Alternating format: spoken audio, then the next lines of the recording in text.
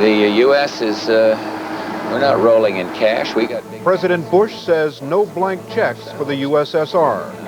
A debt Saddam Hussein is likely never to repay. And bigotry bigger than ever on cable TV.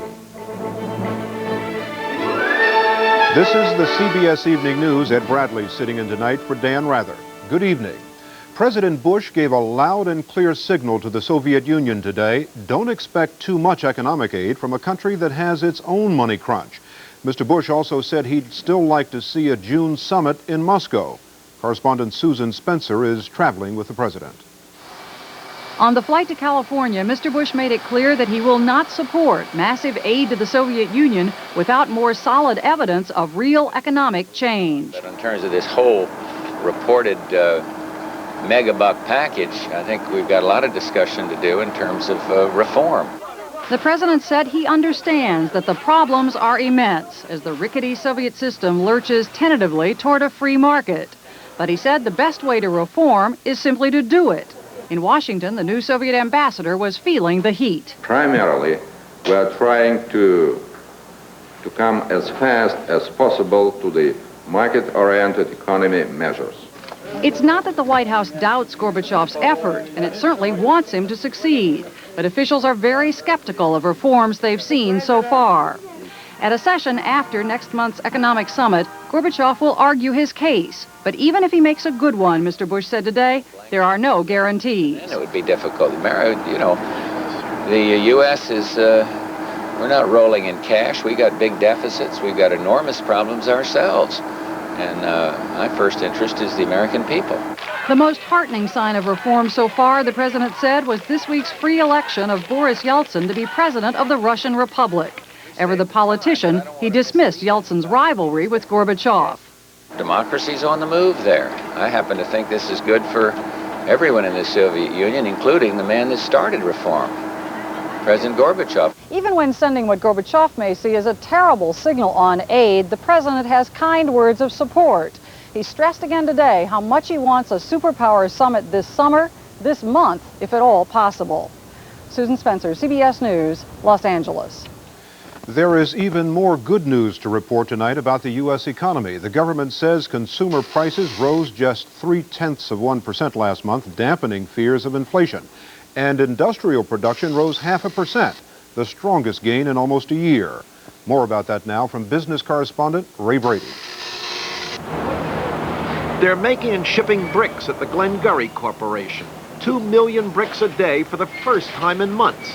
A major turnaround for a company that had 45% of its workers laid off.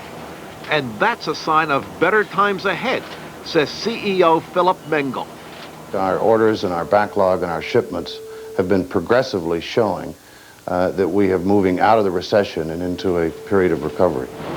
What's happening at Glengarry, just outside Reading, Pennsylvania, is happening in some other parts of the country as well.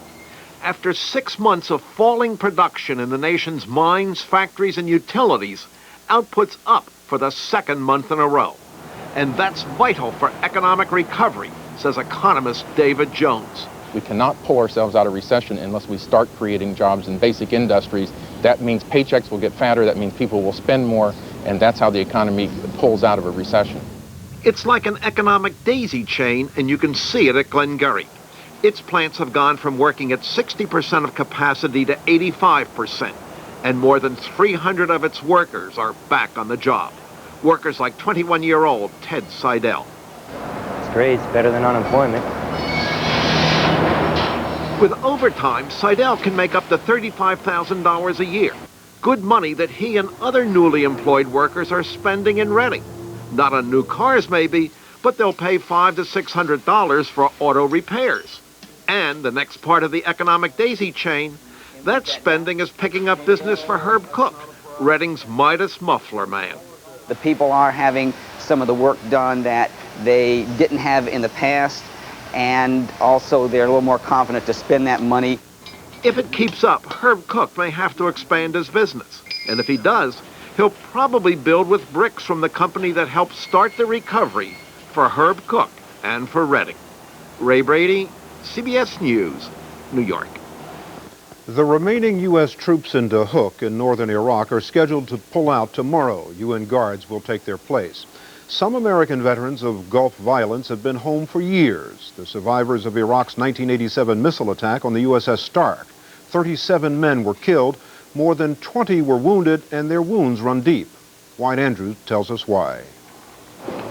James Wheeler seems every bit a carefree 30-year-old store clerk living in El Paso until he recalls the day 4 years ago when 2 Iraqi Exocet missiles tore a hole in the USS Stark. I still have problems dealing with it. Still wake up middle of the night. Nightmares. Lose a lot of sleep. The blast burned most of Wheeler's legs, filled him with shrapnel, and worst of all, still revisits him in all its horror. I knew this was going to happen. I just can't talk about it. Wheeler and 20 other sailors hurt in that attack are angry that 4 years later there is no resolution in their million-dollar injury claims against Iraq. Like Mark Bareford, who was also badly burned, they believe the State Department, which handled the claims, allowed Iraq to dither the case away. I feel our government has kind of pushed it to the wayside. Just let it slide by. The Stark, remember, was hit in the Gulf in 1987, back when Saddam Hussein was waging that other war against Iran, and the U.S. was his friend. The U.S. bought it when Iraq promised to pay. It happened by mistake, and we are sorry. But not so sorry that Iraq paid quickly. It took 2 years for Iraq to pay claims to the families of sailors who died, and the State Department never struck a deal on payments to the injured. Jim Wheeler, who had U.S. officials posturing at his bedside when the attack was in the public eye, James, this is the American ambassador. Do you hear me? paints a sorry picture of having the government as your lawyer after that. For some reason, I feel like they think we're a nuisance. You know, you call up there, oh, not these people again. The sailors who were injured on the Stark believe they're being treated as disposable, neglected during the times when the Bush administration was busy making nice to Saddam Hussein, and forgotten altogether now in the rush to force Iraq to pay damages for the war. Immediately prior to the invasion of August 2, 1990, it appeared that the injury claims would be settled and payment would be received and distributed. This did not, however, occur. And might not occur now. The U.S. says it's still working on the Stark claims, but with war damages the priority, the Stark is on hold. They took a sucker punch at us just out of nowhere and got away with it scot-free. These ex-servicemen today see their claims as sitting in permanent limbo and see themselves as the living victims of that Bush administration decision not to confront an increasingly aggressive Iraq. Wyatt Andrews, CBS News, El Paso, Texas. Still ahead on tonight's CBS Evening News, the new Nazis of Germany, 15,000 strong and growing. And Eye on America tonight, the doctor whose beat is the street.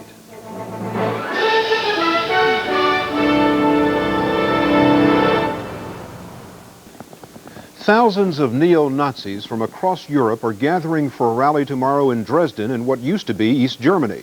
Economic turmoil in the East has given new life to a time-tested creed of hatred. Tom Fenton reports.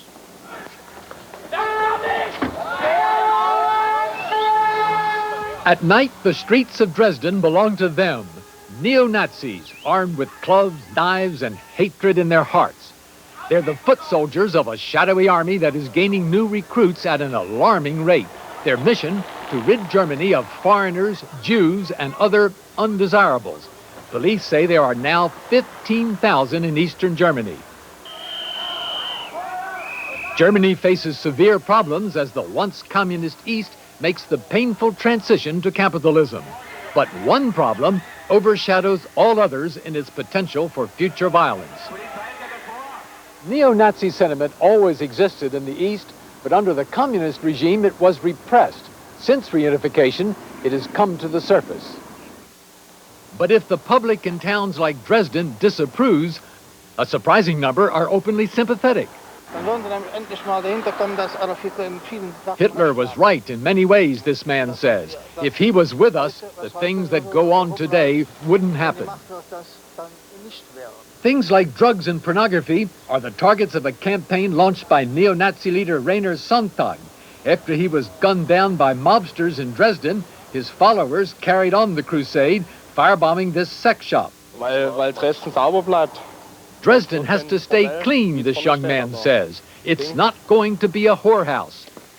The neo-Nazis are also intent on ridding Germany of the growing number of foreign immigrants. The movement attracts the young with few job prospects and an inability to deal with changes in the new Germany. They're easy prey to a network of behind-the-scenes leaders who supply the money and ideology. We want to draw older people into our ranks, this man says. We want to build a Fourth Reich and put Germany first. Despite the regret for Germany's past crimes, routinely expressed by Chancellor Kohl, who laid a wreath this week at Buchenwald concentration camp, Germany's leaders apparently failed to see the new danger. They are doing little to prevent it. Nor are the police, who just drive past the memorial to Sonntag, which has been here for 2 weeks, displaying Hitler propaganda in flagrant violation of Germany's anti-Nazi laws. The informal shrine in Dresden has become a mecca for neo-Nazis from all over Germany who come to pay homage to the cause and its new martyr. The refrain of the 1930s music says, "Germany, wake up." But the wrong people are listening. Tom Fenton, CBS News, Berlin. Hate propaganda is not limited to old recordings or to Germany. In this country, high-tech hate is as close as your television set. Rita Braver reports. Yes, we'll rally round the flag, boys. We'll rally once again. Hello and welcome to Ireland. Welcome to Hate TV. Communists, faggots, watch out. It's a new and alarming television trend.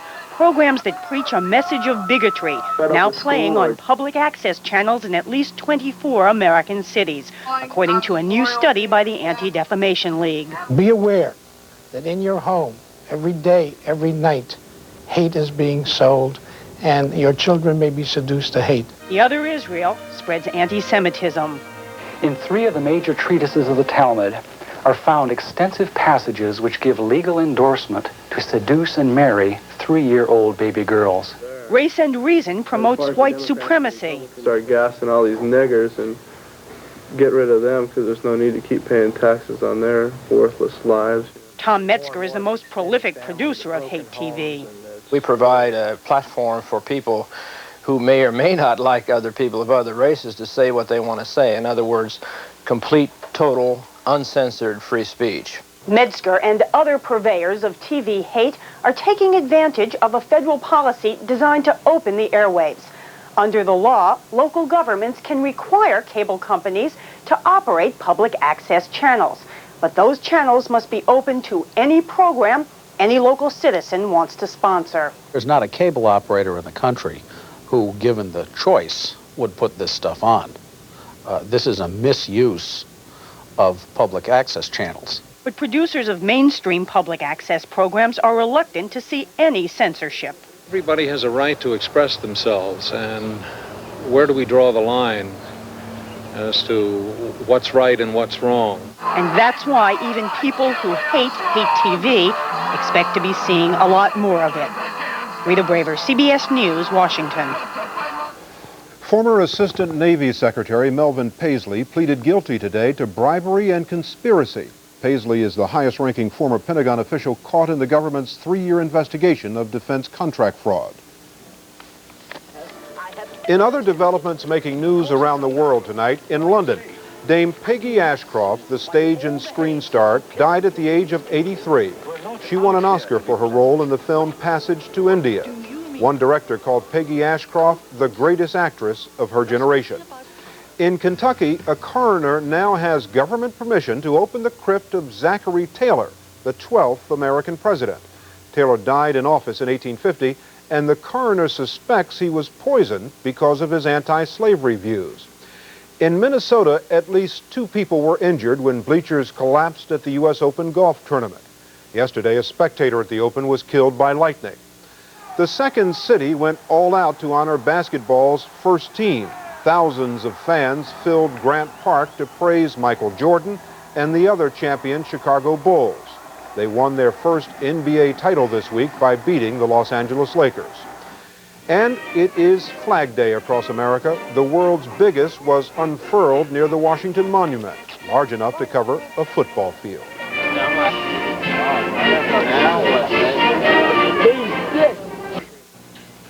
In tonight's Eye on America, we're going to show you something very rare, a doctor who makes house calls. What makes this doctor all the more unusual is that he makes house calls for patients who don't have a house. Correspondent Doug Tennell has his story.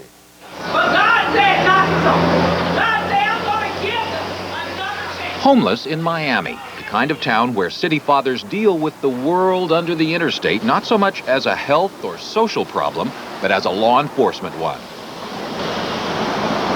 But this red Jeep is a more familiar sight than any squad car, its driver far more welcome than any cop.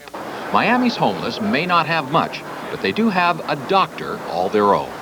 If you want some help, come by the Camillus Clinic. We'll help you there. That we could do. Yeah, I'm Dr. Greer over there. I'm the director there. How you doing? How are you? You know, on Wednesday night, we got doctors just for women. Well, we're going to do some tests on you and give you a physical and get you ready to go. How's that sound? That's right. Good. All right, my friend. You been in the clinic? Yeah. All right, good. They taking good care of you? Fantastic. Have you been in there? Where did you learn this? They know you. Here, they know me. What's the key? I mean, how do you get accepted? accepted? The key is, well, it depends on the very first time you come in on how they see you and how they perceive you, like anybody else. You know, this is their home. In essence, I'm walking into somebody's bedroom. Hi, I'm Dr. Greer. 7 years ago, Dr. Pedro Jose Greer, son of a Cuban immigrant, teamed up with a privately run homeless shelter to found a clinic called the Camillus House Health Concern. From treating a handful of transients a week back in 1984, the clinic logged over 18,000 visits last year. Tuesday night, if you come in, I'll see you myself. On the loading platform of an abandoned factory, Greer tries to coax a crack addict and some others who call this home to come in for a checkup. And it's a pleasure to see him coming. At least we know somebody coming that cares. He shows us that he cares. He treats us like he cares. While many Americans have stopped asking the hard questions about homelessness, Dr. Greer is still struggling to find the answers. Why is it that the most industrialized nation of the world suffers illnesses of third world countries? There's no reason for that. The incidence of tuberculosis here exceeds what you have in Haiti. So if you're homeless in America, your chance of getting tuberculosis is higher than if you're a Haitian living in Haiti. Right in downtown Miami? Right in downtown Miami. Actually, living in Miami, Miami has the highest incidence of tuberculosis in the continental United States. At least one other attempt to set up a clinic like this one has foundered, some say because its doctors lack the personality and drive Greer brings to his work.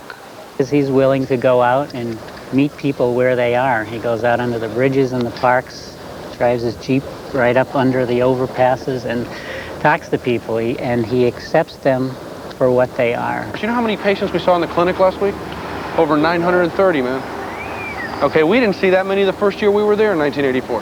Hey, what's happening? This year, for the first time, Miami's mayor proposed a major initiative to provide additional shelter for the homeless at a cost of $8 million. The mayor's plan was bogged down in a funding dispute the moment it was unveiled. In the meantime, Miami's homeless population is mushrooming. This is downtown Miami, over Town Park West. And how come like your hat? This is the ghetto. This is the ghetto? Not downtown Miami? Joe Greer sees his clientele changing rapidly. There are more women, many of them pregnant. Give me 5 more. Yeah. And many more children living on the streets. He has become an advocate for each and every one of them. If you came to me and needed a liver transplant and you fit the profile for it, I'd do everything I could, Doug, to get you that liver transplant. But if you come to me and you need a home, then it's my job to advocate for that home. Because that's what's causing the illness, the fact that you're homeless. Not long ago, Secretary of Health and Human Services Louis Sullivan visited the clinic. Sullivan called it a model program and pledged to do what he could to provide the clinic with some more federal funding. A welcome promise, but Joe Greer knows his patients can't wait for more government help. What's that old saying? A society should not be judged by its wealth, but how it treats its poor. It's going to stabilize. So tonight, he's back on the streets. Doug Tennell, CBS News, Miami.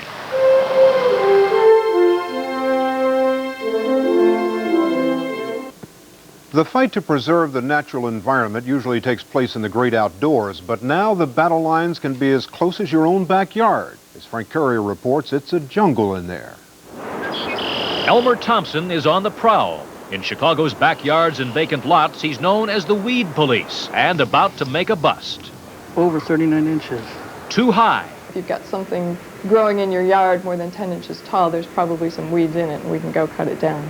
After 3 citations, retired engineer Jack Schmidling got so steamed, he and 4 other gardeners who let their yards grow wild sued the city, demanding a constitutional definition of weeds. A weed, in most people's definition, is a plant that they don't want. Schmidling's lawsuit and his love for native birds and wildlife put him at the center of a movement among naturalists who've swapped manicured lawns for islands of wilderness. The argument is who wants them. You know, they may be unwanted to them, but I happen to like butterflies and insects and that, and if they don't, it's a cultural problem. But in the weed-begone world of power mowers and pesticides, where Americans last year spent $6 billion on their yards, Jack Schmidling's neighbors are furious. There's a place for that, and it's not in the city. I don't like it. He should live where the wetlands are, not over here. To me, it's weeds. I'm sorry. Dandelions and all that are weeds to me. America's debate to mow or to grow began here nearly 30 years ago in the Milwaukee area when city crews confused a wild fern garden for a weed patch. When an enraged Lori Otto saw what the weed police did to her ferns, she formed the Wild Ones, a group rejecting lawns and chemicals, favoring the natural look. What are we doing to the earth when we're behaving this way? Shaving our landscape. What can live? As ecology-conscious homeowners make the choice, this or this, Chicago prepares to go to federal court, a city whose own prairie wildflowers bloom in violation of the weed law. If it goes to trial and the court determines that the word weed is unconstitutionally vague, then statutes across the country should be looked at. But in this city where weeds, like beauty, are in the eyes of the beholder, it is landscapers beware if that eye belongs to Elmer Thompson. This looks like just plain weeds. Frank Courier, CBS News, Chicago. That's the CBS Evening News. Bob Schieffer will be here tomorrow, and I'll see you Sunday on 60 Minutes. I'm Ed Bradley in New York. Good night.